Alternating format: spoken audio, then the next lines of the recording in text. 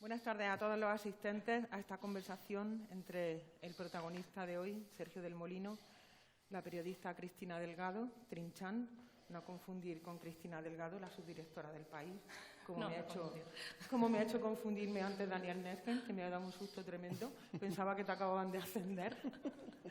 Y esta carabina que soy yo, en forma de librera y cordial conocida de ambas, casi amiga, por supuesto. Hoy es una oportunidad de oro.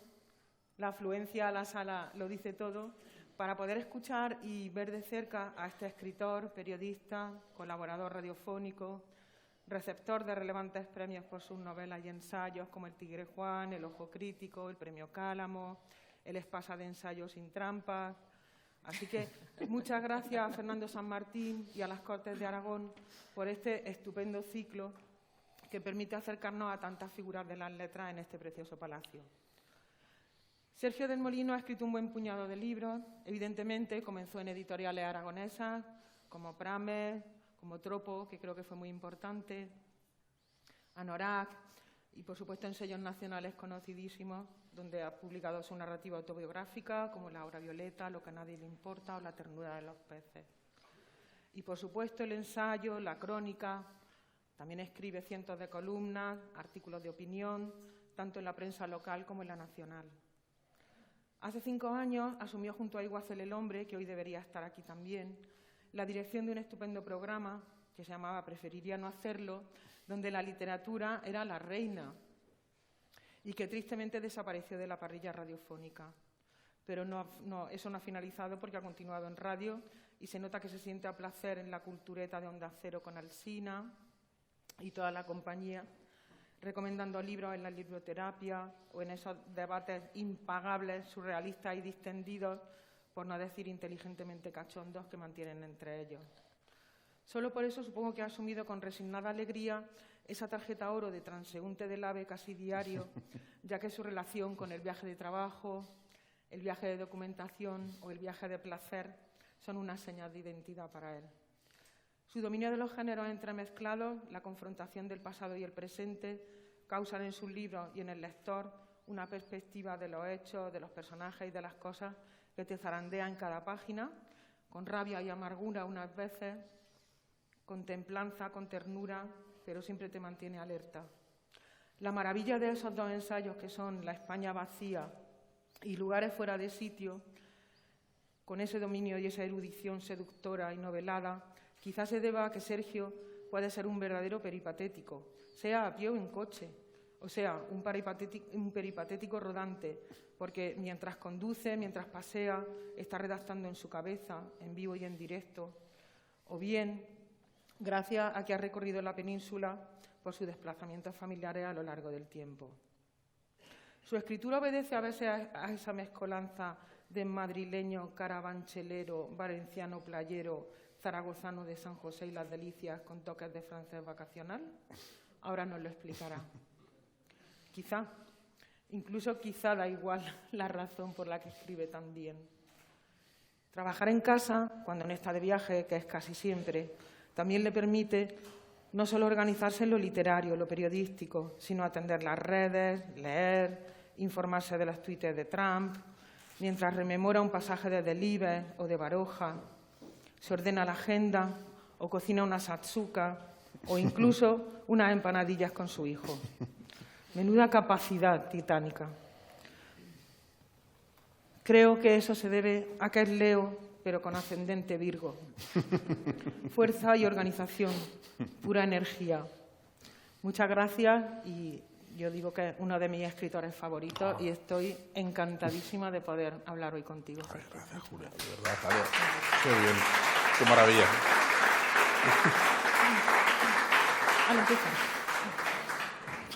Bueno, yo soy la copresentadora de este acto y aunque en el cartel del mismo aparezco como periodista, creo que estoy aquí sobre todo por otra cosa. Hace 15 años que vivo con este señor de aquí, así que conozco al Sergio escritor, pero conozco también al Sergio pareja, al Sergio padre, al Sergio amigo, al Sergio persona. Y creo que buena parte de lo que os voy a contar probablemente esté muy marcado por este conocimiento tan íntimo del personaje. Espero por eso aportar algún detalle más íntimo de su vida y de su obra. Yo espero que no. Bueno, algo saldrá del Molino, algo saldrá. En cualquier caso, hemos venido aquí a hablar de su obra y yo me voy a poner el traje profesional y me voy a comportar como la periodista seria que soy y voy a empezar a preguntarte del Molino, ¿te parece? Venga. Le digo muchas veces a Sergio que yo creo que en lo literario ha casi inventado un género nuevo que yo llamo el del molinismo, que es esta cosa que hace él de mezclar, sin que se sepa muy bien dónde empieza una cosa y dónde termina la otra, el ensayo, la crónica periodística, la ficción, la autobiografía. No es el primero que lo ha hecho, desde luego, pero sí que creo que es capaz, o que ha sido capaz, de desarrollarlo con un estilo absolutamente propio y absolutamente reconocible, que yo creo, sobre todo, que quienes sois sus lectores, enseguida reconocen. Sergio tiene un estilo muy propio, muy marcado, que creo que es en parte uno de sus grandes éxitos. Y mi primera pregunta es, Sergio, ¿cómo llegaste ahí? ¿Cómo te diste cuenta de que esta fórmula, esta mezcla, este mix, era la mejor para lo que tú quieres hacer como escritor, para la literatura que tú quieres hacer? Bueno, permíteme dar las buenas tardes y la bienvenida y muchas gracias por venir, de verdad. En una tarde tan estupenda que hayáis elegido venir a escucharme y a escucharnos es un lujo y además ya sabéis que a mí me encanta estar en Zaragoza y tener actos en Zaragoza es maravilloso. Así que de verdad que muchas gracias por venir. ¿Y qué te voy a contestar? A ver, ¿qué te voy a contestar? ¿Cómo llego yo a eso? ¿Cómo llego yo a eso? A ver... yo creo que el camino de un escritor o cómo va encontrando su estilo es un camino que no termina nunca, que no sabes dónde empieza y que se basa mucho en la intuición, que se basa mucho en ir palpando, en ir dando palos de ciego y en ir encontrando la forma en la que tú estás cómodo contando lo que quieres contar. Y a mí el hecho de ir mezclando géneros, hacer un totum revolutum, me ha servido para ir avanzando y para ir encontrándome cómodo con lo que yo quería y viendo cómo conectaba eso con el público. Y a la convicción a la que he llegado, pero es algo que estoy madurando ahora y que creo que no tengo todavía muy claro porque yo lo que quiero es ser una especie de chamán, una especie de contador de historias, una especie de recuperar esa conexión emocional que tenía la literatura cuando era oral, sobre todo. Yo, como lector, siempre he percibido que buena parte de la literatura que se hizo en el siglo XX y con la que yo he crecido era una literatura muy fría, muy intelectualista, que intentaba alejar al lector y que intentaba, sobre todo, dejar claro que aquello era un libro, ¿no? Y que había como un cierto pozo. Yo creo que eso es un rasgo muy del siglo XX, ¿no? El decirte todo el rato que esto es un libro, que esto es una ficción, que estamos haciendo juegos, que, en fin, que el lector esté muy pendiente de que eso es un libro. Y yo creo que habíamos llegado a un punto de una literatura excesivamente fría, excesivamente banal muchas veces, con los juegos de trampantojos y que no iban a ninguna parte. Y a mí me interesaba recuperar esa conexión entre el autor y el lector. Y por eso yo al narrar en primera persona descubrí que recuperabas eso, que el lector te leía como si estuviera conversando con un amigo, ¿no? Como si estuviera hablando con alguien, como si tuviera una conexión. Y yo quería aspirar a eso en mis libros, a que se leyeran como una conversación, a que, aunque es algo totalmente... hace falta mucha técnica y hace falta mucho artificio, muchísimo, para poder llegar a esa sensación de naturalidad, porque evidentemente la conversación no se produce. O sea, tú puedes tener la sensación de que estás conversando, pero en realidad solo hay alguien que habla, que es el autor, y el lector escucha y el autor ni siquiera es consciente que el lector está ahí, ¿no? Entonces, para dar esa sensación de calidad hace falta mucha tramoya, ¿no? Pero... creo que a partir de esa mezcla de géneros yo noté que lo conseguía, que conseguía convertirme en una especie de contador de historias, de vendedor de crecepelos. Mi modelo son los vendedores de crecepelos del antiguo oeste, que iban por ahí con su carromato y decían, bueno, señora, tengo aquí un producto estupendo, maravilloso. Y entonces encandilaban al pueblo, el pueblo venía, y lo que pasa es que yo intento no vender un producto que sea una estafa, intento sencillamente contar historias que me importan y encandilar con ellas, ¿no? Y eso es lo que he ido buscando. No sé en qué momento se rompió, no sé en qué momento dije, no, este es el camino. Tampoco sé si es el camino que voy a seguir toda la vida como escritor. Igual cambio en algún momento. Pero sí que ahora mismo es la literatura que yo quiero, la literatura que me conecta, la literatura que quiero hacer. Y eso sí que lo tengo clarísimo, ¿no? Lo tengo muy, muy, muy claro. Eso sí. Lo ha dicho Julia antes, y es verdad. Una cosa que me sigue sorprendiendo de Sergio 15 años después es su increíble capacidad de trabajo, su capacidad de concentración y cuantísimo esfuerzo dedica a su trabajo. Ha dicho Julia que ha escrito libros haciendo satsuka, sí, pero yo le he visto escribir La España vacía con un niño de 4 años berreando detrás de su silla mientras me decía que nos faltaban pimientos y que si tendía la lavadora que acababa de terminar. Quiero decir, es capaz de concentrarse en las situaciones más absolutamente delirantes, de escribir a una velocidad que a mí me deja alucinada y de cumplir plazos de entrega que a cualquiera le darían ganas de suicidarse. Él lo consigue.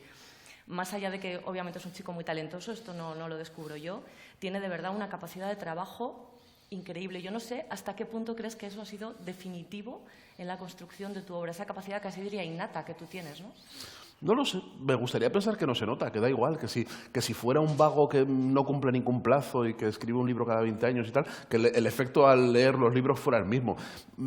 Yo creo que hay mucho mito con las condiciones de trabajo del escritor. Hace poco se ha publicado en Turner un libro que es muy bonito, que se llama Rituales cotidianos. Además, es la segunda parte, porque se dieron cuenta, la autora se dio cuenta al escribir la primera parte que solo había incluido a hombres prácticamente, entonces hizo una segunda parte con mujeres. Y es un libro muy cotilla que habla de cómo escriben y cómo crean, cómo pintan y cómo hacen cine, ¿no? los creadores. Y se mete en la cocina de su obra y tal, y con sus manías. Y es verdad que son muy curiosos y está muy bien. Y a mí me gusta mucho conocer y a la gente a la que admiro saber cómo trabajan, pero quiero creer que eso no es determinante.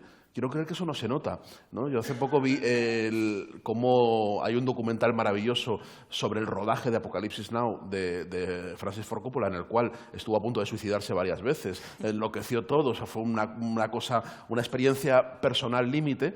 Y yo quiero creer que eso, o sea, yo creo que cuando ves el documental no lo has visto en la película. Te explicas muchas cosas de la película, pero si solo has visto la película no piensas que el que lo ha hecho detrás ha estado a punto de suicidarse haciéndolo, ¿no? Y yo quiero creer que no transmito esa tensión a mi obra, ¿no? Que yo es verdad que puedo llegar al borde del infarto, y es verdad que tú has estado preocupada seriamente por mi salud con la entrega de algún libro que me quedaban no sé cuántas páginas y 3 noches para entregarlo y no había forma de...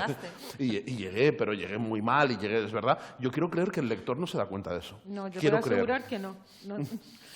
Esa tensión no se percibe. Pero al mismo tiempo, otras cosas. Yo creo que si no tuvieras determinados plazos de entrega que te marca a veces la editorial y a veces te marcas tú mismo, hay que acabar el libro, no los acabarías nunca. Porque es que las obras no se acaban nunca. Y corriges, y cambias, claro. Y tachas enfadado cuando vuelves a leer, y vuelves a escribir un párrafo nuevo. Claro, por eso las obras hay que abandonarlas, y por eso yo tengo la norma de que una vez entregado, ya eso se acaba ahí, ¿no? Y no me importan las erratas, luego se pueden corregir y todos los libros llevan errores y todos los libros llevan erratas, y siempre no se acaban nunca de corregir, siempre encuentra alguien algo en algún sitio cuando ya lo han mirado 20.000 millones de personas. Bueno, hay que resignarse a ello. Yo creo que los libros hay que abandonarlos en algún momento. Yo lo he abandonado y me ha pasado con La Hora Violeta, que me preguntaban hace poco en un encuentro también, por la relación que tengo con el libro. Digo, pues es que no he vuelto a él, no he vuelto a leerlo desde que se publicó. Me lo sé de memoria y puedo hablar de él de todo lo que queráis, pero no vuelvo a ellos y no vuelvo a los libros. Una vez publicados, ya está, porque hay que abandonarlos. Porque si vuelves otra vez a ellos, vuelves a querer reescribirlos, vuelves a querer... No te gusta nada de lo que has hecho, lo quieres hacer todo. Entonces, hay un momento que dices, bueno, esto se acabó. Ahí sí que hay que establecer una dinámica de picaflor y de mujeriego en ese sentido, ¿no? De decir, bueno, pues ya está, esto ya está, ya es agua pasada, dejémoslo correr, ¿no? Porque si no, no lo acabas nunca, ¿no? Eso es verdad. Y bueno, luego también tu capacidad de leer absolutamente todo lo que se publica, tanto en ensayo como en literatura, estar al tanto absolutamente de todo, eso tampoco es fácil, ¿no? Supongo que eso también enriquece luego tu literatura, pero simplemente lo haces para saber lo que te publican otros. Ya sabes que Félix Romeo tenía una frase que decía: olvidaos de los clásicos y leed a los contemporáneos. ¿Quién va a leer a los contemporáneos si no los leemos nosotros? Los clásicos ya están ahí, van a ser leídos y van a continuar. Tenemos que leer a la gente de nuestras generaciones, a nuestros coetáneos. Pero tú lees a los clásicos, a los coetáneos, a los grecolatinos. Es increíble porque cuando comentas libros en la radio, en todo, tienes referencias de cosas absolutamente que acaban de aparecer, o sea, esa pulsión también lectora. Hombre, recibo los libros, como tú librera sabes, los recibes con un poquito de antelación antes de la publicación, para cuando... De hecho, alguna vez he hablado de algún libro que no se había publicado y me echan la bronca, luego, los libreros, sobre todo. Que dicen, luego viene la gente a la librería a preguntar y el libro no está y tal. Pero no tanto en eso, pero tú no solo los recibes, sino que los recibes, te los lees y escribes sobre ellos, pero muchísimo. No recomiendo nada que no haya leído, eso por supuesto. Y parece que es obvio, pero no es una norma tan normal. ¿no? Entonces, sí, pero bueno, tampoco es tanto, ¿eh? O sea, yo ahora mismo he tenido épocas peores, he tenido épocas de tener que sacar más, pero ahora mismo hablo de 2 o 3 libros a la semana, o sea, que me obliga a leer una media de 2 o 3 libros a la semana para llegar a la radio y llegar a las columnas y llegar a todo, ¿no? Sí, pero aparte, más o menos. Para documentación de tu propia obra... Sí, claro, no, es un montón, constantemente. Pues por eso quiere decir que entonces no solo lo haces, sino no, que... pero sí. Bueno, pero que vuelvan a admirarme de tu capacidad de estar ahí en todo. Pero ten en cuenta que yo soy un vago, quiero decir, no soy... Pues disimulas estupendamente. No, pero es verdad, pero es que lo estoy diciendo como si... Pero yo no me levanto y voy a un trabajo de oficina y luego después en mi tiempo libre. No, mi tiempo es ese, o sea, lo que le dedico. Pero... Entonces... Está muy bien, me gusta mucho este retrato que hacéis de estajanovista mío, pero esto se traduce en alguien que a las 10 de la mañana está en su casa o en calzoncillos o en pijama o la ropa de estar en casa con una pila de libros leyendo y tomando notas. Entonces yo, como recibo muchos libros de muchas editoriales, tengo una relación muy íntima, casi tan íntima como con la de Cristina, con los mensajeros, ¿no? con los servicios de mensajería, que ya me conocen todos, saben dónde estoy, me ven por la calle y me tiran desde la ventanilla de la furgoneta, toma este libro para ti, así no voy a tu casa hoy y tal. O sea, tengo una relación, porque hay días que recibo 6 o 7 libros, ¿no? Fácilmente. Entonces, yo veo en su mirada, yo les abro la puerta y claro, ellos ¿qué ven? A un tío en una casa del centro de Zaragoza que está en gallumbos a las 11 de la mañana, recibiendo su a veces con pinta de no haberse duchado todavía, con un café en la mano y con un librito en la mano. Y dice, este es un cabrón, este es un vago que se pasa aquí todo el día leyendo. Y tiene razón. También, o sea, es verdad, claro, tienen razón. Yo veo el odio y intento protegerme un poco de ellos porque sé que algún día me van a dar. Es decir, no, o sea, si van a venir, no, lo entiendo. Entonces... a mí me gusta un poco desmitificar un poco, es verdad que sí, que hay mucha lectura, pero es leer. Es que yo vivo un sueño. A mí me pagan por leer y por escribir. O sea, que es algo por lo que yo pagaría si fuera rico. Es decir, no pagaría por hacerlo. No, es una maravilla. Pues claro que me cunde un montón. Pues no hago otra cosa, claro, básicamente. Claro, pero tú estás todo el rato en on. Te levantas, me pongo en on. Sí, siempre, entonces, pero no se hace otra cosa, sí. No, sí, claro sí. Que es oficio y se puede leer y hacer muchas catas y decir, vale, este libro vale, no vale, tal y no sé qué, pero... Sí, últimamente hay libros que ya solo con sostenerlos así, ya por el título, ya ves que se van a la pila directamente. Sí. Los ves así como transparentemente. Por el olor, haces como, no, esto no. Esto tiene que ver con una cosa que dices que me gusta mucho, que es que yo creo que la mayoría de nosotros tenemos muy claro dónde termina nuestra vida laboral y dónde empieza nuestra vida personal. Son un poco 2 mundos absolutamente diferenciados. Tú siempre dices que en tu caso eso no existe. La literatura es tu vida es la literatura y todo forma parte del mismo totum revolutum. Explica eso, que me gusta mucho. Bueno, eso me esfuerzo porque sea así y es verdad que luego si lo lees en términos políticos puede parecer algo profundamente reaccionario o una apología del neoliberalismo que nos invade todo y que nos elimina todos los derechos laborales y que nos convierte en trabajadores a tiempo completo. Pero es verdad que como yo no considero, o sea, sí es verdad que trabajo mucho, pero no considero que mi trabajo sea un trabajo de explotación, un trabajo de oficina. Creo que tiene que estar muy impregnado. Lo que hago de mi vida, y mi vida está muy impregnada de mi faceta profesional, digámoslo así. Entonces, juego a diluirlo. Me gusta mucho, estoy muy cómodo no diluyéndolo por completo. Y me gusta que eso se vea en los textos, me gusta que eso se vea en la literatura, ¿no? Que juego con esa primera persona y muy narrativa, en la cual parece que también estoy jugando todo el rato, en fin, es un personaje que me he inventado, que tampoco tiene fronteras entre lo laboral y lo personal, y a mí me parece que eso le da mucha riqueza y mucha viveza a mi literatura, ¿no? Y es el personaje que me he ido construyendo y con el que yo estoy a gusto, pero porque yo creo que no tengo que tolerar la invasión de ningún jefe. Hago hasta donde yo quiero y entonces estoy haciendo siempre, para mí todo lo que hago es placentero. Y tengo la inmensa suerte de que me pagan por ello. O sea, Por eso, más que representar la explotación absoluta de 24 horas de jornada laboral, yo creo que eres el tipo que es absolutamente y rotundamente feliz con lo que hace, ¿no? Soy muy feliz, pero lo decimos en la cultureta a veces, cuando estamos en mitad de una discusión, dice, y encima nos pagan, encima no, estamos aquí. Es verdaderamente algo vergonzoso y es algo que dice mucho de la grandeza de la democracia española. Es decir, o sea, el hecho de que toleren la existencia de individuos como yo y que nos jaleen y que encima tengamos prestigio, no solo... Gracias. Bueno, es que que no solo nos toleren y nos perdonen la vida, que ya es mucho. El hecho de que esté aquí yo hoy hablando en las sedes de la soberanía popular aragonesa, hablando en un ciclo prestigioso y demás, dice mucho de lo avanzada que es la democracia y de cómo hemos llegado incluso a prestigiar la pereza y a prestigiar este tipo de cosas, ¿no? Me parece que es grandioso. Porque en la República Popular China la gente como yo se va al campo de reeducación. Es decir, o sea, no están en la jafería dando charlas y haciendo bromitas, no. Están picando piedra en los montes, ¿no? Y sacando arroz en los arrozales. Entonces, dice mucho de la sociedad libre en la que vivimos. Yo creo que somos un termostato de la libertad, del grado de libertad que tiene una sociedad. ¿Y tú crees que va a durar? Confío en que sí. Ya ha durado demasiado. Yo no daba un duro porque sé quién se puso. No me refiero a la cultureta. Por favor. No. Digo a la sociedad. Yo también. No, digo a la libertad. Sí.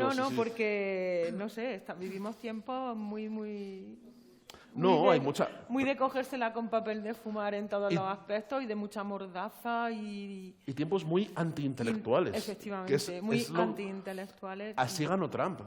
Claro. Trump ganó siendo el orgullo de gente que se sentía acomplejada por una señora intelectual que era Hillary Clinton, que decía, no, vais a permitir que estos pijos neoyorquinos sigan mandando sobre vosotros y sigan mangoneanos. Y con ese discurso ganó. Es decir, hay ahora mismo unas fuerzas populistas, creo que hay que tomárselas muy en serio, que tienen un discurso muy antiintelectualista, mucho, y que de verdad estas bromas que hago yo no les hacen ninguna gracia.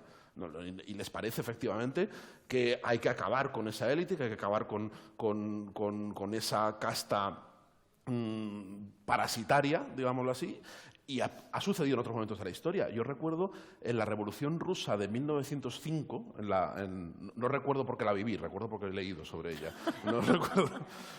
En la Revolución Rusa de 1905 hubo un término ruso que he olvidado, pero que se refería a la gente con gafas, no a los intelectuales, a la gente que llevaba gafas. Entonces hubo un montón de gente que se dejaba las gafas en casa y que no iba en casa porque les pegaban palizas, los mataban. Hubo un movimiento antiintelectualista que les asociaban con judíos, con intelectuales y con comunistas. Entonces, cuando les veían, les zurraban por la calle. Creo que los gemelos rojos hicieron absolutamente igual. Claro. A la gente que lleva gafas, y en la Revolución Cultural China también. También, sí. Era una cosa... O sea, quítate las gafas de inmediato. Lo tenemos claro. A quitarnos las gafas de inmediato. Te leo una frase que estos días me estaba así viendo entrevistas que te han hecho de todo tipo. Las del Salto me gustan mucho porque siempre tienen como un tono algo distinto, que no responden así a muchos clichés. Entonces tú dices, para mí la literatura es simplemente una forma de estar en el mundo. Ni siquiera la veo como un medio para transformarlo. La literatura no puede ser una herramienta para provocar cambios sociales. Se relaciona con la humanidad de una forma más sutil y mucho más íntima. Si quieres hacer política, está la opción del periodismo. La narrativa no es un mecanismo de intervención social. Sí. ¿No crees? Eso lo dije en el Salto y no les hizo mucha gracia. No, porque creo que su línea editorial es justamente la contraria. Yo creo que lo acabas de leer y lo he repetido en muchos foros. Yo creo que si tú quieres hacer política, tienes que hacer política. Y creo que además el periodismo es una herramienta de intervención política poderosísima y que lo puedes hacer desde el columnismo, puedes hacerlo, ¿no? Y no necesariamente, yo hago un columnismo muy literario y muy distinto, ¿no? Pero yo creo que si tu vocación es intervenir en política, coño, haz política. Es decir, que puedes perfectamente. Yo creo que hacer política desde la literatura es condenar a hacer una política completamente ineficaz y una literatura pésima e ilegible, que se convierte en panfletaria y que no. Entonces, me parece que muchas veces confundimos. Y me da pena porque yo he visto a los mejores talentos de mi generación arruinados por la idea de querer, a través de una novela, querer transformar el mundo. Y creo que se han arruinado su novela, no han transformado ningún mundo y lo peor de todo es que han hecho aparecer su libro, que eso es lo peor, ¿no? Pero sí que estarás de acuerdo que gracias a precisamente que vivimos en esta democracia, entre comillas, uno puede dedicarse a la literatura de una manera libre, hacer ficción, autoficción, etcétera.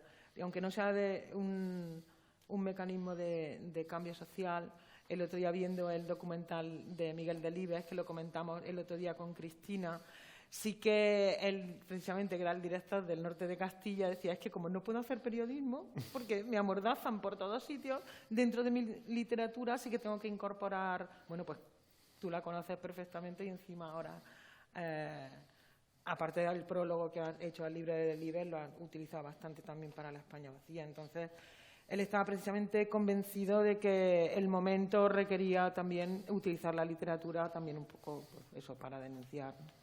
Y hubo un momento del documental muy divertido, bueno, muy divertido, no es el término, pero muy curioso, porque además los hijos hablan, como era Delibes, con esa sequedad castellana, en la que la hija le encontró la novela de los santos inocentes en un cajón y le preguntó a su padre, ¿y esto? Dice, pues lo escribí hace 3 años, pero es que, claro, estoy hablando de la familia que nos invita a cazar. Entonces, no se atrevía a publicarlo. Lo entiendo, claro. Y, claro, evidentemente, pero era un retrato calcado, bueno, que todos los personajes eran tal cual en la hacienda donde a ellos dicen, es que yo, antes que escritor, soy cazador, lo siento mucho. Y entonces, al final lo convencieron para publicarlo y sí que tuvo problemas con la familia, pero bueno, ahí están los santos inocentes, que bueno, aparte es maravilloso y tal, ¿no? Habría otros cuentos en los que cazas. Oye, Sergio, volviendo a esto que acabas de decir, de que tú crees que quien quiere hacer política hace política y que el periodismo es otra cosa. Y yo, sin embargo, creo que sobre todo tus columnas, pese a que muchas veces están llenas de frivolidad, de gracietas, de humor, tienen una carga política brutal. Quizá no obvia, quizá no... Pero yo creo que está ahí. Estoy ahora pensando en mis columnas, no sé qué hacer con ellas. No, porque a ver, muchas veces, y un elogio, porque la primera lectora eres tú, yo cuando lo primero que hago es escribir la columna, la imprimo y se la pongo en las narices. Cuando le digo que no me gusta, se enfada. Me enfado mucho. Normal. Me enfado, pero normal, por otro lado, quiero decirlo también. O sea, no se la doy para que me diga que no le gusta. O sea, porque además no me dice que no le gusta, hace como, está bien. No, está bien. Eso es lo peor. ¿Cómo está bien? O sea, si no hay un entusiasmo así enorme, no... Y así toda la vida. Hombre, claro, es que uno busca el refrendo, busca ser celebrado, ¿no? Busca que le masajeen el ego, es normal. Cuando te lo mereces, Molino, cuando te lo mereces. Claro, pero es muy duro no ser merecedor. merecedor. La política. Bueno, entonces, una de las cosas que dices cuando sí que te gustan y lo que dice, y los comentarios que luego deja la gente y que comentan y cuando la mueven por ahí por las redes, dicen, ¡oh, qué fino, ¿no? Qué fino, qué sutil! Fino y sutil son adjetivos que se suelen asociar a lo que digo yo en las columnas. Y yo no sé si lo estoy haciendo mal, porque los mejores columnistas no han sido finos ni sutiles. Es decir, la columna tiene un punto de golpe en la mesa, de exabrupto, de eructo, de insulto, tiene que a veces incluso ser zafia. El columnismo de Umbral no era sutil. Umbral era fino en otras prosas, pero como columnista era un tío que entraba como un elefante en la cacharrería y entraba por todas partes y por la puerta de medio haciendo mucho ruido. Entonces, yo no sé si estoy llevando al columnismo, que me gusta y estoy cómodo y me gusta ese género y cada vez creo que estoy más muy a gusto y estoy llevando todo el género a mi terreno literario, ¿no? Pero no sé hasta qué punto estoy traicionando el espíritu de la columna. Si la columna debería ser un hachazo mucho más fuerte, debería ser mucho más zafio, debería ser algo más parecido a un comentario de bar, cosa que no lo es. Es decir, mis columnas a veces susurran, a veces son... Incluso intento dejar las cosas... Me dijeron en el periódico, me dijeron que les gustaban porque eran ecuánimes, ¿no? Y la ecuanimidad yo no sé si es una virtud en un columnista. Yo creo que un columnista igual no tiene que ser ecuánime y tiene que mojarse y equivocarse constantemente, ¿no? Y yo no sé ser ese tipo de escritor. O sea, me gustaría. O sea, y a veces es verdad que aunque pueda tener en algunas redes sociales, alguna gente le puede escandalizar porque, en fin, intento ser todo lo travieso que puedo, intento decir intento ser todo lo libre que puedo y puedo ser a veces zafio y a veces pasarme de frenada con la ironía y ser demasiado sarcástico. Incluso puedo ser muy cruel, pero en las columnas no me gusta ser eso. En las columnas me gusta buscarle otra vuelta. Y yo no sé si esa sutileza se diluye en un momento en el que hay tanto grito, en el momento en el que solo destacan los que gritan más, y yo ahí grito muy poquito, ¿no? Yo no sé si un señorico con una columnita diciendo cosas que intentan apuntar, dar unas pinceladas sutiles sobre algo, tiene algún hueco o algún sentido en el mundo de hoy. Eso es lo que me pregunto ahora mismo, y no sé, probablemente no lo resolveré, pero es lo que me pregunto. No sé si sí que, como ves, es verdad que me enfado mucho cuando no te gustan las columnas. Luego se me pasa, porque suele tener razón. Es verdad que las columnas, porque yo suelo salir contento de escribir la columna, y es verdad que cuando no le convence, acabo reescribiéndola muchas veces, porque las escribo con tiempo para reescribirlas, pero eso no me quita el enfado. O sea, es verdad que me enfado al principio, ¿no? Pero me obliga a pensar, y es verdad que muchas veces algunas de las que no te han gustado no son sutiles. Es decir, son columnas que igual se han ido por un punto excesivamente peleón, de barra de bar, ¿no? Bueno, esto es solo una opinión, pero a mí en un sitio donde todo el mundo grita, a veces agradezco un rinconcito tranquilo en el que sentarme a pensar. Pero ese rinconcito tiene que estar en el periodismo o está en otro lado, no lo sé, claro. Es que no sé si estamos en el sitio equivocado. No sé, porque claro... Bueno, a mí yo lectora le gustan tus columnas. Y me encanta y las escribo para ti, además. Eso es verdad, decir, pues es cierto. Pero claro, yo no sé... Dices, en un momento en el que todo el mundo grita, yo creo que también hay que adaptarse al entorno. Si estás en un bar de tapas o estás en un bar de carretera, no puedes exigir al sommelier que te traiga otra botella de Monteviejo porque no te ha gustado. Es decir, tú tienes que, no tienes que desentonar en exceso en el ambiente donde estás, ¿no? Tienes que pelear con las armas o estar con la etiqueta que corresponde en cada sitio, bueno, ¿no? Por eso nosotros estamos hablando aquí formalmente de cara al público, no como en nuestra casa. Es decir, no como, evidentemente, porque en cada lugar, en cada espacio hay un tono, hay que modular y tal. Y yo no sé si modulo bien, no sé si encajo bien. Es una reflexión que hago en voz alta que me estoy haciendo estos últimos días y que no sé muy bien. El periodismo alcanza un tono muy bronco y muy brusco en este país y se agradece que haya voces, no solo tú, que pongan un poco de calma y que recuerden que a lo mejor no hace falta saltar a la yugular del contrario constantemente. Claro, pero ¿sabes qué les pasa a esta gente? Que son los primeros a los que le vuelan las gafas de un guantazo. Por listillo. Hay que ponerse lentillas de Molino. Sí, como decía tú, admirado Muñoz Molina, la independencia de alguien que escribe se mide por la capacidad que tiene de molestar a los suyos, ¿no? Entonces, tío, está claro a quién molestas primero, por cierto, y a quién molestas, no molestas. ¿Tú crees que molestas? Sí, vamos, no sé si molesto. A mí me hacen llegar muchas molestias a diario, constantemente, ¿no? Y a través de las redes sociales, que son un hervidero constante, sí, debo molestar a mucha gente de forma, la mayoría de las veces, involuntaria, porque muchos de los aludidos, dolidos por cosas que escribo, no estaban en mi pensamiento nunca, ¿no? Siempre se ofende quien no crees que vaya a tomarse tus palabras como algo directo. Sí, o sea, a pesar de que todo lo que he dicho de la sutileza y demás, mis intervenciones públicas, pues además porque uso la ironía y uso el humor, y eso es algo muy personal. Tú, con el humor o entras o no entras. Porque quizá, perdona, porque... Hoy que te he interrumpido. No, por Dios. Porque que no se vuelva a repetir. porque también falta el contexto de la conversación mirándote a la cara. Y evidentemente en esos foros y en esos el que se da por aludido es porque tú crees que todo el mundo lleva un macarra dentro o un palmero o alguien que necesita escuchar cualquier cosa para darse por aludido, tomarse las cosas absolutamente literales para decir, es que no ves que me está hablando a mí y me está... Creo que tiene que ver con lo que hablaba antes del contexto y del tono.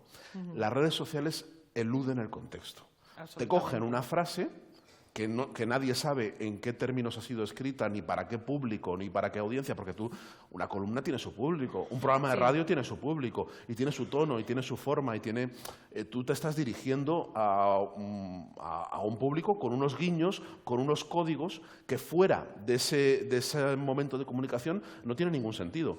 Si tú eliminas eso y lo sirves en frío en las redes sociales, llega a mucha gente que no entiende el contexto en el que se ha dicho, que no sabe de dónde viene, entonces es muy fácil que lo tomen a la tremenda, ¿no? Y que digan, ¿pero esto qué es? ¿Es gilipollas este que dice? ¿No? Y entonces van... ¿Y de dónde crees que viene esa necesidad de contraopinar de esa manera tan violenta que se ve en yo creo que Twitter, las masas enfurecidas han existido siempre, eso siempre. Sí. Lo que pasa es que ahora se manifiestan con mucha virulencia. A mí me han escrito cartas a los medios de comunicación para exigir mi despido, o sea, pero varias veces. Cuando trabajaba en Heraldo hace años, un señor escribió unas cartas manuscritas contra mí, unas cartas...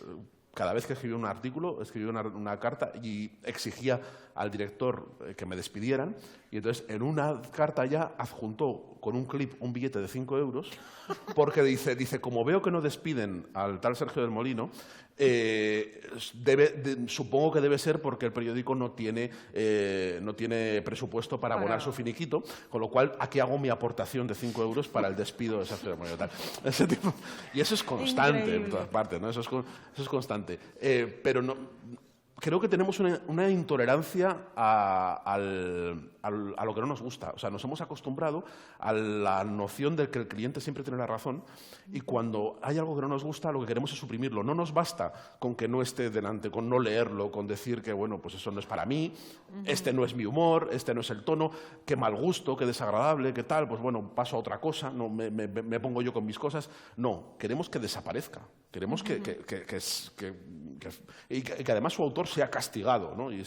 Tenemos una pulsión social muy grande que además yo creo que está fomentada por algunos medios y fomentada por algunos ambientes que crece y que es un signo de los tiempos, ¿no? Y que es muy difícil, así como he dicho al principio, que la grandeza de la libertad española se mide en tolerar a la gente como yo creo que hay muchas fuerzas que intentan justo lo contrario, intentan decir, bueno, todo discurso que me incomode, todo discurso que me parezca que no casa con lo que yo creo que tiene que decirse y con el tono que tiene que hacerse, tiene que ser suprimido. Y hay un ánimo censor muy poderoso y que se ve muy claro en las redes sociales, ¿no? Y que los escritores y la gente que tenemos proyección pública pues somos víctimas de él constantemente, porque siempre va a haber alguien a la que no le va a gustar lo que dice, siempre va a haber alguien que se va a enfadar, siempre va a haber, siempre, porque es imposible.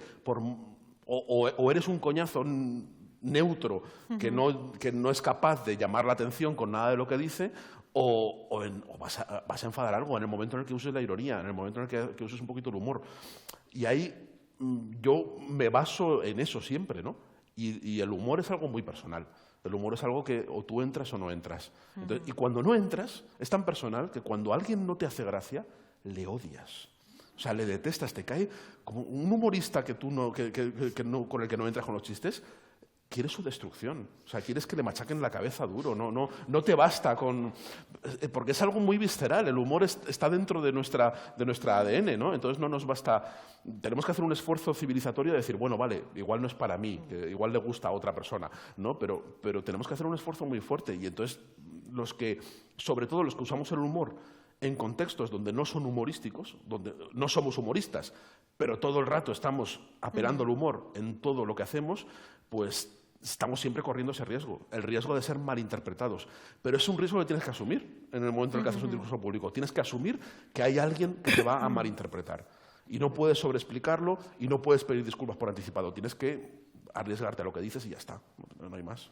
Tienes una, diría yo, relación ambivalente con las redes sociales. Además de que cocina y pone lavadoras y escribe libros, escribe en Facebook, sin parar, constantemente. Eres súper activo en Facebook, te encanta, yo creo, te diviertes y a la vez, cuando a veces hay andanadas de críticas muy bestias, que las hay, te pegas disgusto. ¿Nunca te has planteado a la porra Facebook? Una vez, sí me lo he planteado, ya lo sabes. Sí. Ya lo sé, pero quiero que se lo cuentes aquí a estos Claro, señores. pero, claro, pero igual te aburro con información redundante. Sí que me lo he planteado. Lo que pasa es que es verdad que lo que me aporta de encontrarme con gente muy ingeniosa, muy divertida, muy inteligente, y con la que tengo relación a través del Facebook y se crean, yo creo, unas charlas muy interesantes, me compensa mucho más que los disgustos. Es verdad que te encuentras prácticamente a diario con imbéciles y con gente que viene a amargarte y a tocarte las narices y a tocarte... Y es verdad que es muy agotador, ¿no? Porque por lo que decíamos, tú cuando estás haciendo guasa en un grupo y ante un público que se supone que lo entiende y que entra con los juegos y que nos reímos y que estamos todos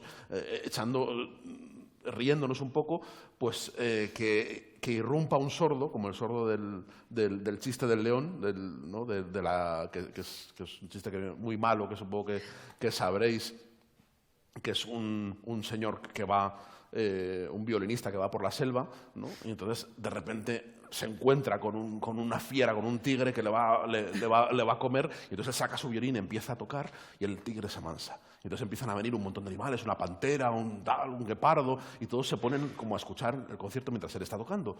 Y en mitad del concierto llega un león, no se para y llega y hace ¡plum! Y se zampa al músico. Y entonces le dicen los demás animales, vale, ya llegó el sordo y se jodió el concierto, ¿no? Y eso pasa constantemente en las redes sociales. Estás tú ahí, ya has creado una dinámica, estás en fin, ya estás desbarrando. Y entonces llega alguien que no se entera de dónde le va el aire, que no sabe de qué se está hablando, pero ha leído algo que le enfada muchísimo y que es intolerable. Y entonces llega y jode el ambiente a todo el mundo, ¿no? Y eso da bajona, es desagradable y es verdad que dan ganas de borrarte y decir, bueno, ya está. Pero me lo paso bien sobre todo porque he encontrado gente muy maja y yo, pues es verdad que hago mucha vida social en Madrid porque voy todas las semanas y realmente la mayoría de los amigos los tenemos fuera de Zaragoza, ¿no? Y entonces es una forma de estar en conversación constante con mucha gente que está a 1000 kilómetros o está en otro país, en otro continente. Es maravilloso poder tener discusiones intelectuales y de risa y constante con amigos que están en Argentina, ¿no? Y eso es algo impagable y eso es una cosa maravillosa por la cual yo estoy dispuesto a venderle mi alma a Zuckerberg como Mefistófeles, que es un poco Mefistófeles, si me das tus datos te daré la felicidad. Yo, toma mis datos, yo los doy, no hay problema, lo que tú quieras. O sea, Oye, Sergio, te expones mucho en las redes sociales, cuentas muchas cosas tuyas, pero sobre todo te expones mucho en tus libros. Has hablado de Pablo, de su enfermedad y de su muerte, has hablado de la relación horrorosa que mantenía el matrimonio de tus abuelos, has contado tu adolescencia en San José, hablas de nosotros muchas veces y, sin embargo, yo no diría que eres un tipo especialmente exhibicionista, más bien al contrario. ¿Cómo crees que se combina ese pudor que yo creo que tienes con que no eres nada pudoroso en tu obra literaria? ¿Por qué pasa eso? Es que sí soy pudoroso. Yo creo que sí, yo creo que sí que soy pudoroso. Mucho. Pero tú has dicho que soy pudoroso. ¿Por qué crees que soy pudoroso? Insisto, porque no creo que seas un tipo especialmente exhibicionista al que le guste hablar de sí mismo y, sin embargo, hablas de ti mismo constantemente. Pero creo que el exhibicionismo casi siempre tiene que ver con un ego muy desmesurado y quizá una necesidad de atención que yo creo que tú no tienes. No, porque lo uso de forma instrumental, por lo que hablábamos al principio, porque creo que es una forma de llamar la atención, de congregar cuando tienes vuelvo a la figura del carromato, del vendedor de crecepelos del oeste, ¿no? Cuando intenta congregar, venid, pueblo, venid, va. Siempre lo hace con una historieta, contando una pequeña historieta y llamando la atención sobre su persona para que la gente empiece a escuchar su historia. Y yo hago eso con la primera persona, hago eso con el yo. Pilar Álvarez, que es probablemente la mejor editora que he tenido junto con Claudio, siempre habla de que yo uso una primera persona muy tramposa, que doy la apariencia en mis libros, y creo que fue la primera que lo detectó, que doy la apariencia de que cuento mucho de mí, pero en realidad no cuento nada. En realidad es un trampantojo. El lector tiene esa sensación, pero si tú te pones a mirar con lupa y empiezas a mirar una lista de hechos y de cosas que yo he contado, en realidad no he contado nada. En realidad he contado muy poco. Es una especie de truco de magia que yo creo que en eso consiste la literatura, en hacer un poco de prestidigitación, en hacer que el público mire aquí para que tú por debajo hagas tú el truco, ¿no? Y eso es... Todos los escritores yo creo que tenemos un poquito de esa prestidigitación. Y eso es lo que hago. Para mí no me interesa tanto contar cosas que tienen que ver conmigo, sino usarlas como vehículo para contar otras, para irme por las ramas sobre todo, para irme a contar otras historias que me interesan, pero que si las centro en mí, logro captar esa atención y logro llevar al lector a donde yo quiero, ¿no? Y por eso, pero fíjate, en cuanto al exhibicionismo, es verdad que en las redes sociales se me puede tildar de exhibicionista, y es verdad que en mi faceta periodística también, porque el periodismo y las redes sociales lo que intentan es llegar a los ojos y a los oídos de la gente, son invasivas, son como la publicidad te persigue, o sea, vosotros no podéis huir, intenta el señor de Coca-Cola, intenta que veáis el logo de Coca-Cola, aunque vosotros no queráis verlo, quiero decir, aunque vosotros hagáis esfuerzos por mirar al suelo, pues entonces os pondrá la publicidad en el suelo, para que no escapéis a ella. Pero la literatura es justo lo contrario. La literatura exige un compromiso muy serio por parte del lector. O sea, tenéis que ir a casa de Julia o a una biblioteca, lo cual ya exige un tiempo, tenéis que buscar el momento para ir, tenéis que buscar los libros, informaros de quién es este señor que ha escrito o que ha hecho, pagar un dinero, o si no, pues en la biblioteca pues, dedicar un tiempo, y luego buscar un momento, un lugar que además en el mundo en el que vivimos cada vez es más complicado, de silencio, de intimidad, de resguardo, para dedicar vuestra atención al 100% a ese libro. Es decir, que cuando el lector ha abierto y está en el capítulo 1, ya ha firmado un compromiso muy alto con el lector, con el escritor. No es el escritor el que ha ido como un publicitario a ponerle la página delante de los ojos. El lector ha hecho un montón de decisiones conscientes y yo creo que muy generosas con el escritor, con lo cual, a partir de ese momento, el escritor no se está exhibiendo, porque es el lector el que ha ido a ver qué me cuenta, ¿no? En todo caso, es el lector el voyeur, es el lector el cotilla que quiere enterarse de qué pasa aquí, ¿no? Y esa figura del lector como voyeur me interesa mucho. Y a partir de ahí yo creo que es un juego muy adulto, es un juego en el que no caben reproches. Por eso yo siempre he dicho que lo único que me arrepiento de la hora de Violeta es haber pedido perdón o haber dado la sensación de que me disculpaba por lo que estaba contando. Yo creo que un escritor nunca se tiene que disculpar por lo que cuenta. Más que nada porque si al lector les resulta insoportable lo que cuenta, cierra el libro y otra cosa, y se olvida. No pasa nada. Y estamos entre adultos y ya está. Entonces no hay que andar pidiendo disculpas, ni ser remilgado, porque es una relación ya muy íntima, que se ha establecido ya en unos términos de un compromiso muy alto, y ya sobran los remilgos, los perdones y las idioteces en ese sentido. Muy bien. Bueno, vámonos. Estoy de acuerdo. Bueno, antes de dar paso al público, jolín, yo tenía el cuestionario broncano y no me va a dar tiempo a hacerlo. No, pero sí quería que no... ¿Dinero? ¿Saco dinero? No, tu dinero está todo invertido en tu nuevo hogar, eso está clarísimo. No, sí que me gustaría que nos comentara o nos explicara un poquito. Este año tú eres el director del Festival Eñe, que es un festival muy importante y que está centrado precisamente en la frontera de la ficción, en las que tú te manejas. Vamos, han hecho un festival a tu medida. No, lo he hecho yo a mi medida, lo he hecho yo a mi medida, sí. O sea, a ti te dieron tal y te dijeron, claro, tu tema va a ser, y digo, hombre, por favor, faltaría más, ¿no? Entonces, eso es. No, vamos, me gustaría que sí que nos explicara un poquito en qué consiste el Festival Eñe, quién va a asistir, sobre todo tus criterios de selección. Bueno, el Festival Eñe, que se celebra en Madrid y en Málaga, hacemos un fin de semana. Sí. Del 11 al 23, lo presentamos precisamente ayer en Madrid, en una rueda de prensa. Bueno, es un festival muy importante en Madrid, que se celebra sobre todo en el Círculo de Bellas Artes, pero también en muchos otros sitios. Pero lo gordo es en el Círculo de Bellas Artes. Y cada año tiene la peculiaridad de que cada año lo dirige un escritor distinto, y este año me han invitado a mí. Y la idea es que el escritor pues vuelque en la programación sus obsesiones literarias y lo que hace generalmente en su obra, pues lo haga en esa programación. Y Y yo he hecho un festival pues, que tiene mucho que ver con lo que tú decías, con las fronteras entre la ficción. He buscado a muchos cronistas, sobre todo he tirado de muchos escritores a los que admiro y que son amigos, y mucha gente que se mueve en los dos terrenos o que hace libros de difícil clasificación, ¿no? Está, por ejemplo, Héctor Abad Faciolince, va a estar, que es autor de un libro maravilloso que se titula El olvido que seremos. Estará Leila Guerriero, hay un montón de nombres muy potentes. Está Javier Cercas, con el que voy a tener una conversación.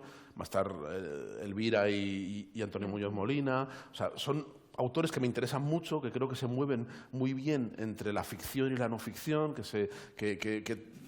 que transmiten muy bien la idea de literatura fronteriza que yo quiero manifestar, y de esa idea del contador de historias como chamán, ¿no? Y por eso además va a haber muchos contadores de historias, como por ejemplo Carlos Alsina, amigo al que le he engañado para que venga, porque no se prodiga mucho en esos sitios. Es decir, va a ser, yo creo, un sitio, un punto de encuentro muy bonito con autores que son... Muchos de ellos forman parte de mi vida cotidiana. Sí, porque Manuel Javois tiene mucha relación también. Manuel Javois está así. Sabina Urraca sacó la chuleta. Sabina Urraca me ha sorprendido. Sabina Urraca va a hacer un monólogo. Va a hacer un monólogo muy chulo. Es que... Va a hacer un monólogo sobre cómo afecta a la gente que hables de ella en sus libros. O sea, porque sabéis esa cosa que dicen de... Hay incluso camisetas que dicen, lo siento, soy escritor. Eso significa que si eres amigo mío, en algún momento vas a salir retratado en algún libro, ¿no? Y no te va a gustar, además, ¿no? No te va... Pues eso, el efecto que tiene la gente que sale sin comerlo ni beberlo en los libros de los escritores, y un poco cómo se lo echan en cara y cómo le reprochan, y es un monólogo muy interesante, muy bonito. Sí. Luego está Manuel Vilas, o sea, tienes Premio Planeta y finalista. ¿Tú sí, ya lo sabías? No sabía nada. ¿Qué va? Me di... No, ya estaba programadísimo cuando me enteré. ¿Qué va? Edurne Portela, Elvira Sastre, también hay eso, gente muy de tu generación, y Juan José Millas, o sea que Miguel Ángel Hernández Navarro, Hombre, nuestro querido Miguel Ángel, sí, va a estar ahí. No, me alegro. Sí, va a haber. Espero que podáis asistir. Juan Carlos Ortega. Juan Carlos Ortega, es verdad. Sí. Y bueno, Marta Sanz también. O sea que... Lo pasaremos bien. A ver si algunos de ustedes o yo misma tenemos oportunidad de ir porque son como 100 actividades en total. Sacaron, yo no lo había, pero son 135 autores, sí, son un montón. Lo gordo es el fin del 15-16. Lo gordo es el fin del 15-16, si estáis por Madrid, el 15-16 va a estar muy bonito y va a haber un montón de actividades en el Círculo de las Artes. Y es gratis todo, además, todo gratis. Todo pagado todo a tutiplén por el ayuntamiento. Todo pagado por Sergio. Como en los años esos buenos 80, cuando todos los alcaldes actuaba Miguel Bosé en todos los pueblos. Pero no nos damos cuenta de lo importante que es precisamente, hay veces que lo gratis lo menospreciamos, y en otros países, bueno, iba a decir centroeuropeos en general, todo el mundo va a pagar para ver a un autor. Pero pagar, incluso pagar, hay la cotización. preservación del libro. Es algo que lo tienen asumidísimo. Y la firma. Y la firma del libro es lo mismo. Pero además las firmas son cotizaciones. O sea, una firma de Jonathan Franzen, lo mismo te puede costar $150. O sea, tienes que apoquinar los $150 y luego Jonathan Franzen entonces te firma, si no. Te firma con todo el cariño. Con su pluma Parker. Aunque la mejor, esto os lo digo, como estamos así y nadie nos graba y estamos en petit comité, la mejor firma que he visto es la de Carlos Ruiz Zafón, que tiene un sello para firmar. Que hace, sí, firma, claro, firma se hace, ¡pum! Hace ¡con cariño! ¡Con cariño! Es maravilloso, es lo mejor que he visto. Qué entrañable el pacto del escritor con el lector. La firma burócrata. Yo te hago la última pregunta y luego quiero que cierre Cristina. ¿Cuándo te van a encargar el planeta? ¿O si te lo encargarán? Pues supongo que si me lo encargan será tan secreto que no podré contárselo ni a Cris. Pues seguramente, pues te firman Oye, como... a mí sí, perdona. No sé, porque las cláusulas de confidencialidad estas son terribles, ¿no? Es un montón. No, es terrible, ¿no? Eso te enterarás el día del premio, me imagino. Va a tener... No creo. Yo tendré que ponerme mona o algo. sé. Bueno, pero si ya lo sabrás. Supongo que lo aceptarías sin problema, ¿no?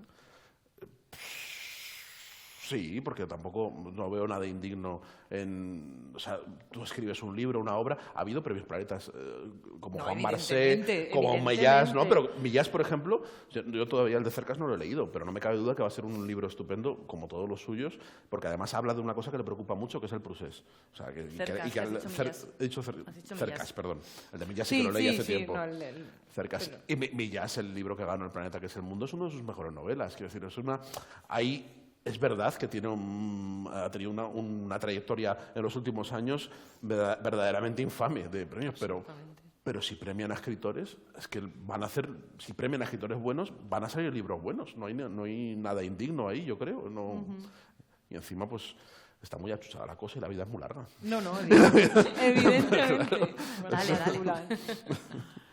Pues una última cuestión rápida. Voy a mirar la hora, no estoy mirando. Venga, 2 minutos. Cris, acaba. Venga, pues te voy a preguntar por una cosa por la que increíblemente no te hemos preguntado en esta entrevista, No, Sergio del a Molino. ver, no. La España vacía. No, ¿pero por qué? ¡Ay, vaya! Si lo estábamos eludiendo. Pero es el elefante en la habitación. Bueno, yo creo que está claro que es el autor de La España vacía, un libro que provocó, yo creo, un pequeño seísmo sentimental en este país y que tuvo mucho que ver en el desarrollo, en la recuperación de las políticas y del interés sobre la despoblación y la España rural. Primero te quiero preguntar si te lo esperabas. Y segundo, te quiero preguntar cómo se conjuga tu vocación puramente literaria con el hecho de verte metido de repente en semejante remolino político, social, económico. ¿Cómo lo has vivido?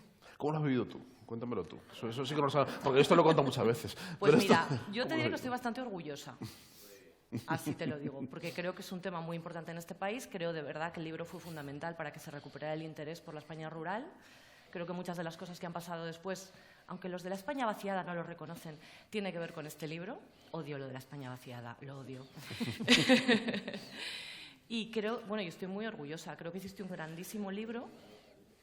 Creo que supiste tocar el corazón de muchísima gente y hacernos ver a muchos, a mí la primera, que somos de pueblo, que por mucho que nos vengamos a vivir a la ciudad y nos vistamos de Zara y seamos muy modernos, somos de pueblo y siempre seremos de pueblo y nuestras raíces están allí, en esa tierra que dejamos, y que esto no es nada de lo que avergonzarse, todo lo contrario, es muy hermoso, ¿no? Y creo que es algo que determina este país. Los determina a todos, pero creo que las peculiaridades demográficas de España hacen que aquí eso sea todavía más poderoso, ¿no? Y creo que es muy bonito lo que hiciste, creo que es muy bonito lo que has conseguido.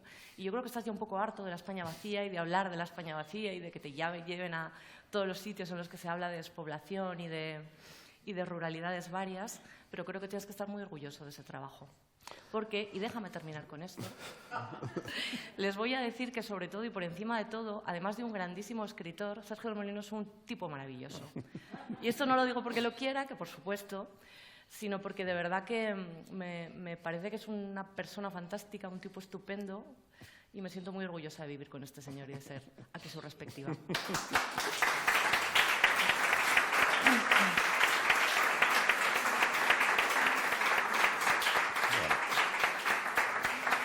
Y ahora ya di lo que quieras, sí, eso. Bueno, pues... Que yo he cerrado muy bonito, ¿eh? Sí, es que da pena estropearlo, diciendo... Pero claro, me has hecho una pregunta. Entonces, a ver, ¿estoy un poco harto de la España vacía? Hombre, sí, estoy un poco cansado, harto no diría. Sí, cansado. Sí que me da cansado porque es verdad que lo que yo conté en la España vacía son parte fundamental de mis obsesiones. Y es algo que considero muy importante y por eso le dediqué un libro, yo creo que muy importante dentro que ya lo concebí como un paso importante dentro de mi obra literaria, pero nunca tuve vocación de monopolizar el debate ni de que se convirtiera en mi único tema, ni mucho menos. Yo creo que me preocupan muchas otras cosas, he escrito de muchas otras cosas y me apetece hablar de muchas otras cosas, ¿no? Creo que es perfectamente humano y comprensible, ¿no? Pero llega un momento en el que también creo que me repito demasiado, que digo demasiadas veces lo mismo y que no me corresponde a mí a veces estar diciendo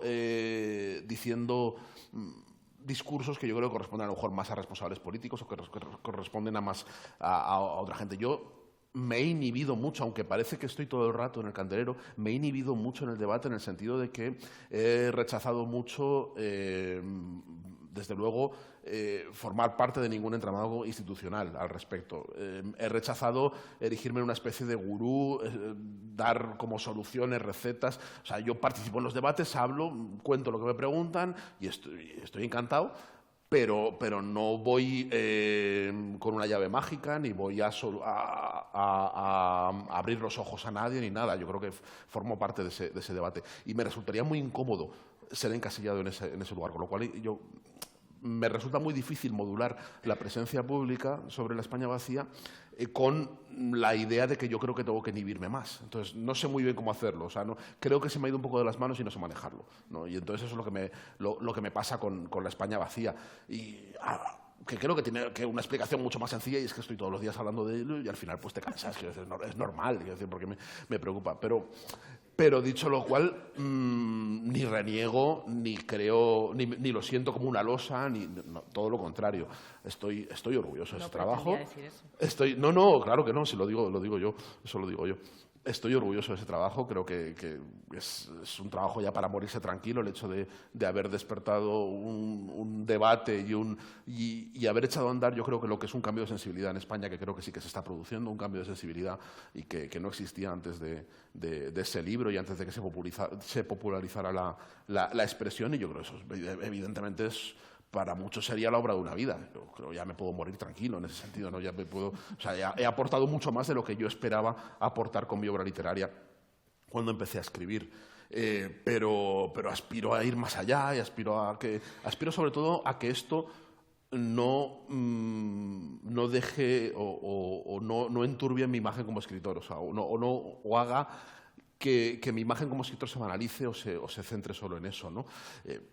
Yo sí que tengo una vocación de intervenir como intelectual en los debates y me gusta, y la voy a seguir ejerciendo y con contundencia, sutileza, con lo que sea. Pero a mí lo que me preocupa es la convivencia la convivencia en España, la situación política. Me preocupan esas cosas, y creo que la España vacía es un capítulo de todo eso. Es una parte importante de todas esas preocupaciones, pero me gustaría que se englobara dentro de un debate mucho más amplio, y de un debate que tiene que ver con la profundización en la democracia y con lo que está por venir, y con las amenazas, yo creo que autoritarias que estamos sufriendo en todas las partes del mundo, pero en España también, ¿no?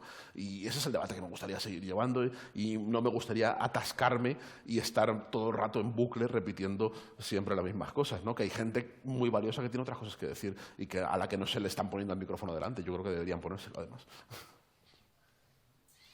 Sí, muchas gracias. Ya. Muchas gracias.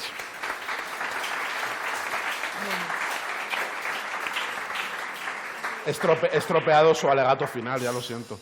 Lo he estropeado totalmente. ¿Hay alguien que quiera comentar, preguntar alguna cuestión?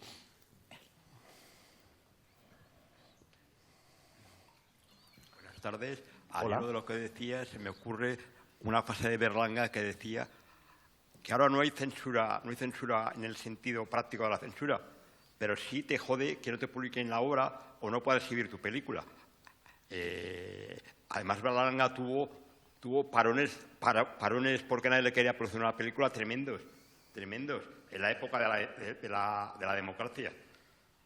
Otra cosa que te quiero decir, ¿qué opinas tú de tus compañeros tertulianos que saben de todo lo divino y lo humano, y luego resulta que tienen que no leen nunca un libro, además, ni casi ni da tiempo a leer el periódico, y tienen como gurú el teléfono móvil o la tablet, y aparecen por el estudio de radio o de televisión con su tablet y van apuntando, me llega tal titular, me llega tal cosa, y parece que lo que importa hoy en día, más que lo que se dice, es el algoritmo cuando tú pinchas en la noticia.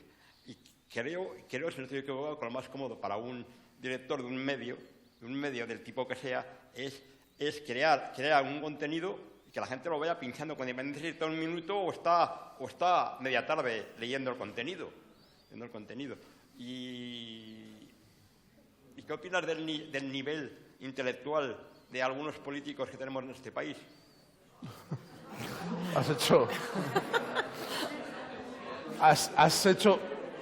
muchas preguntas y creo que has mezclado muchas cosas. Y muy concretos, pues del nivel intelectual, pues hombre, pues hay políticos muy listos y políticos muy tontos. Quiero decir, también eso es un colectivo muy heterogéneo en ese sentido, ¿no? Como lo es la sociedad. Pero yo sí que querría hacer un alegato igual un poco a la contra de la figura del tertuliano. Es verdad que sí, que es una figura preeminente y que está por todas partes y que creo que además, pero por una cuestión muy fácil que es muy barato producir un programa de debate, ¿no? La televisión se ha convertido en programas de debate porque es que los producen por 2 duros. Producir cualquier concurso de televisión o cualquier producción un poco más aparatosa es una millonada. Y sentar a una gente en unas mesas, enfocarles y que se empiezan a gritar cosas es baratísimo. O sea, y entonces llenas horas de programación que la publicidad sigue entrando igual y han encontrado ahí la gallina de los huevos de oro, ¿no? Es una cuestión de rentabilidad. Y es verdad que hay mucha zafiedad y se ha convertido en un gallinero insoportable, pero yo sí que querría vindicar, y además desde dentro, porque yo también soy tertuliano, es verdad que me dedico a la parte amable o a la parte bromista o a la parte que no soy tertuliano político, pero estoy en una tertulia semanal muy importante que es La Cultureta con Alsina y hacemos radio de tertulia. Y es un oficio para el que se requiere mucho talento. Es decir, las buenas tertulias y los buenos tertulianos son gente que domina mucho la retórica, domina mucho el arte y es muy difícil vencerlos. Yo he ido aprendiendo en estos años el oficio y todavía si me toca discutir con según qué persona, prefiero inhibirme porque sé que me va a machacar. Incluso aunque yo tenga la razón, sé que él va a ser capaz de hacer que yo no la tenga. Me la va a quitar. Es decir, es gente muy hábil y es una habilidad que se entrena y hay gente que tiene unas virtudes olímpicas. Yo quiero muchísimo y admiro muchísimo a Rubén Amón, con el cual me siento al lado todos los viernes y con el cual tenemos unas enganchadas muy buenas y nos decimos de todo y además una característica del buen tertuliano es que te puedes decir las mayores burradas, es como un amigo, te dice las mayores burradas a la cara que luego no pasa nada, ¿no? En ese sentido funciona muy bien. Y yo con Rubén es verdad que le encuentro, le tengo el tono y le tengo muy bien, pero Rubén es un tertuliano pata negra, es un tipo que puede arrollar a cualquiera. O sea, es un tipo que se merienda maruenda todas las mañanas. Es alguien que no tiene...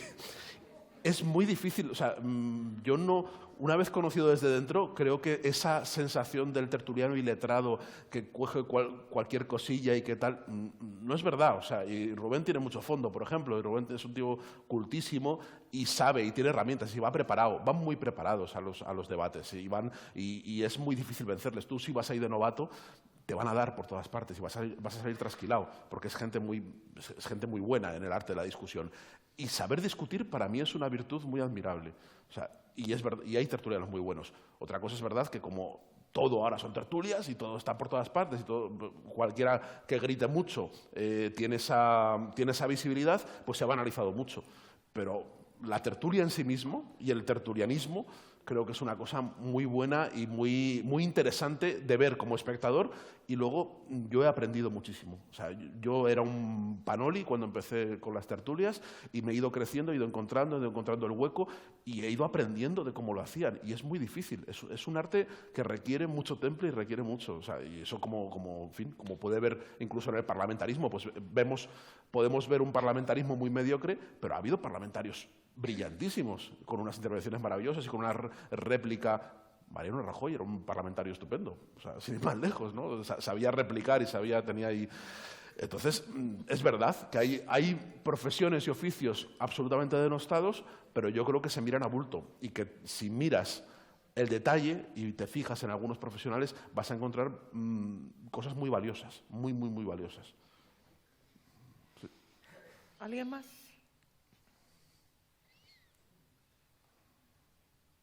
Han venido solo a escuchar. Han venido solo a escuchar. Son sumisos.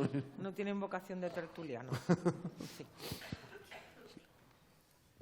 Hola. Hola. Bueno, ya sé que voy a hablar un poco de la España vacía o está saturado, pero me acuerdo de un programa de La Cultureta que entró Isabel Coixet en directo, creo, o habló. No lo sé, ¿eh? Me lo pasaron, me dijeron, te van a leer. No, no era Cultureta, era con Ortega en la SER. Era con Ortega en la Que SER. la entrevistamos, era ya la entrevistada. Era ella la entrevistada. Sí. Es que escuché el podcast, o sea, no... Sí, es que hicimos Sí. una serie como de 10 programas que emitimos en verano Sí. con Ortega, y era Ortega y yo entrevistábamos a un invitado. Sí, Sí. que era- Pues, no sé, dijisteis lo de coger una furgoneta, hacer un documental. ¿Eso por qué no? Estaría... Pues yo le dije que por qué no, y es verdad, yo no he encontrado todavía hueco para hacerlo, pero es verdad que luego hablando con gente del mundo del cine, digo, oye, pues que Coixet me dijo que cogiéramos una furgoneta, y dice, hombre, sí, pero es que las cosas no se hacen así. Ya, claro, ya. El cine no funciona así. Coixet, se coge la furgoneta, ya la venga, lo que sale. No.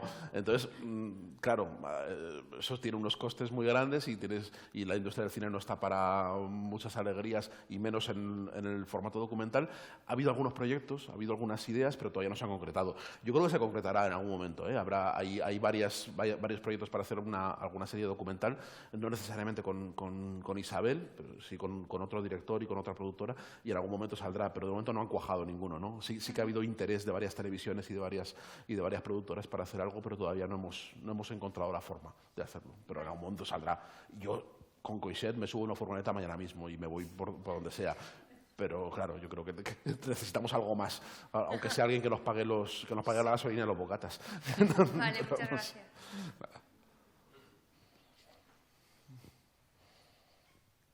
¿Alguien más? Es vuestro momento. Venga, Luego hablaréis de mí mal a mis espaldas. eso es. Y eso está muy bien, ¿eh? O sea, yo estoy a favor. Aquí solo bien, mal fuera.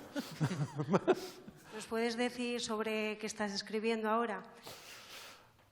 No, estoy terminando una historia, pero no puedo dar detalles, me lo tienen prohibido, me lo tienen prohibidísimo. Pero sí estoy terminando una cosita. Sí que es verdad que va a salir ahora, sí que os puedo un librito pequeñito que va a salir en enero o en febrero, pero es un encargo que me hicieron la gente de Libros del Cao, que es una editorial que se dedica mucho a hacer libros de periodismo, y que van a sacar una colección pequeñita, de libros pequeñitos, de unos 80 páginas, que es una serie sobre héroes y villanos de la historia de España. Y son pequeñitas biografías, y a mí me encargaron una que viene de La España Vacía, además que lo leyeron al personaje en La España Vacía y les gustó, y me dijeron que si podía estirar un poco más el retrato del personaje y hacer una pequeña biografía. Y entonces voy a empezar a hacer un retrato de un villano aragonés, que es Francisco Tadeo Calomarde, que es probablemente uno de los mayores villanos que ha habido en la historia de España. Está catalogado como el peor ministro que ha habido en España. De hecho, es un leitmotiv que se suele decir, es usted peor ministro desde Calomarde. Es una cosa que se iban diciendo. Y era un señor muy malo que, o sea, así es. Sobre todo me he basado mucho en el retrato que hacía Galdós de él en los episodios nacionales, y luego he bebido otras fuentes, y me he divertido mucho haciéndolo. Es un librito así como las biografías estas que hacía Zweig, pero un poquito más pequeñitas, un retrato muy literario, y he intentado retratarlo eso como el villano que fue, porque de verdad fue ministro a principios del siglo XIX, durante la época de la Restauración. Fue ministro con Fernando VII en los peores años, y era prácticamente su valido, y fue el que organizó todo el aparato de represión del Estado, fue el que montó la primera policía política que hubo, que además era terrible y se dedicaba a justiciar a los liberales de una forma atroz. Y siempre se le ha retratado de una forma muy caricaturesca, y yo intento darle un punto más siniestro al personaje. Decir, bueno, sí es verdad que era un fantoche, era un tipo muy ridículo, pero era un tipo muy poderoso que daba mucho miedo. Es un señor, le doy un poco de un retrato, un perfil más monstruoso a Calomarde, del cual tiene una calle en Teruel. Por cierto, se le homenajea como hijo de Teruel, porque cuando tienes pocos hijos hay que aprovechar todo lo que hay. No puedes permitirte el lujo de renunciar a uno de ellos. Sí. Pues nada. ¿Nadie? Se ha quedado buena tarde. Aquí en Teruel. Ahí, bueno, de tus libros colectivos no hemos citado ninguno, pero hace poco presentamos un libro sobre el trap, filosofía millennial para los tiempos de crisis, y Ernesto Castro, el autor, ya sabes que es filósofo y que te va siguiendo y te quería entrevistar y no pudo. Y dice, es que me sorprendió mucho porque me he leído toda la obra de Sergio, pero digo, pues es que yo, con Sergio de música, yo creo que no he hablado nunca nada, salvo alguna vez algo de Rosendo Leño y de esa calaña. Dice, no, pero tiene un artículo muy chulo en el libro de Mierda de Música. Sí, Mierda de Música. Y digo, pues me pilla absolutamente en inalvis. Y nunca me habló, o sea, nunca me dijo que habla el contenido de tu colaboración en ese libro colectivo. Ese es un libro, bueno, sí, os lo cuento muy fácil, porque de verdad que a mí la música me encanta y está en todos mis libros, de alguna forma, sí, siempre está ahí, va en la Sorora y ahí. Pero este era un libro que sacaron los de Blackie Books, que son muy listos. Jan, el editor de... Muchos tendréis libros de Blackie Books porque es un editor que es la monda. Y sacó un libro que lo tituló él, en español, lo tituló Música de Mierda.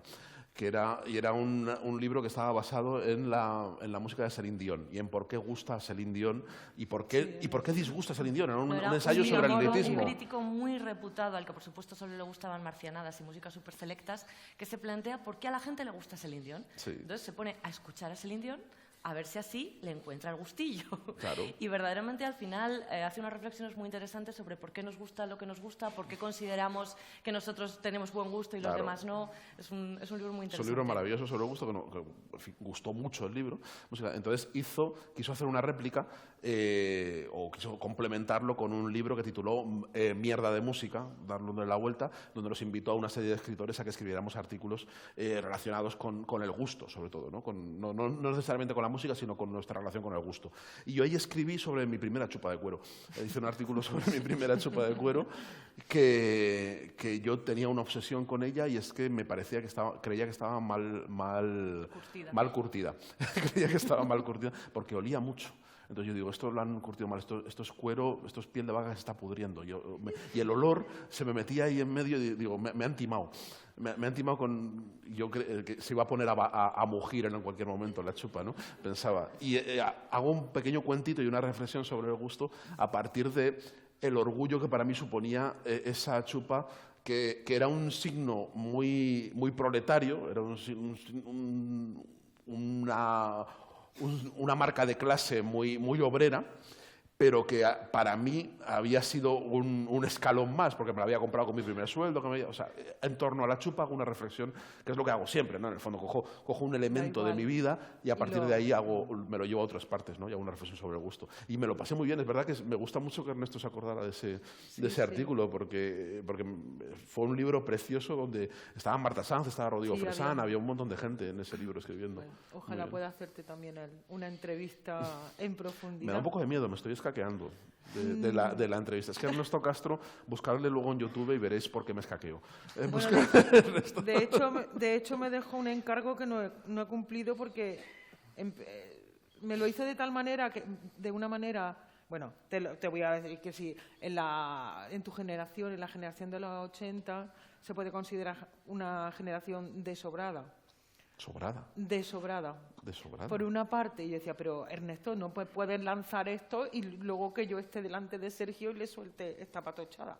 No, sí, porque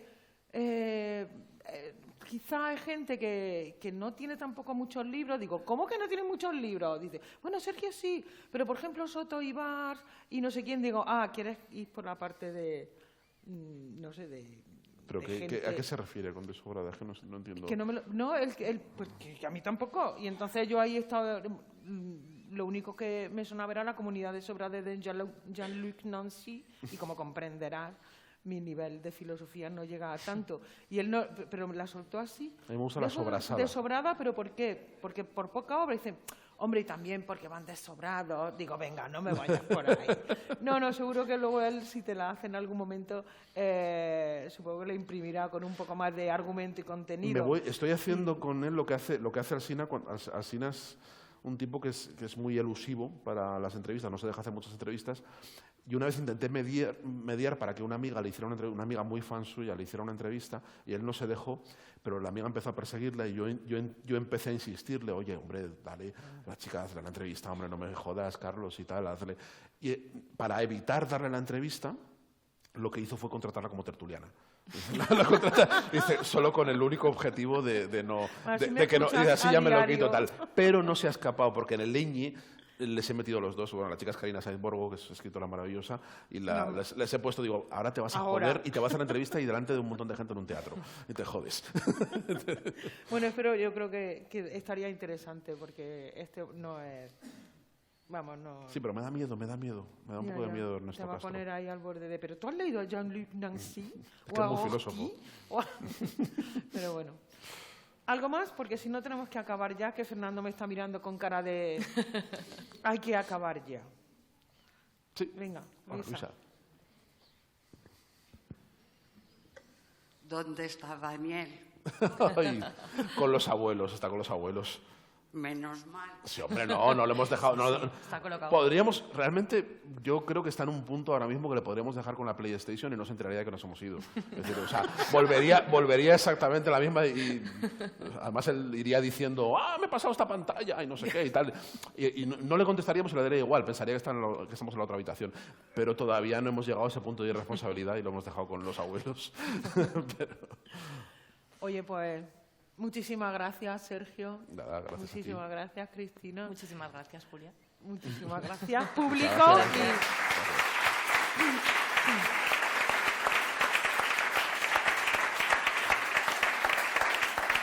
Gracias de verdad, Placer, un Gracias, placer, qué maravilla. macho.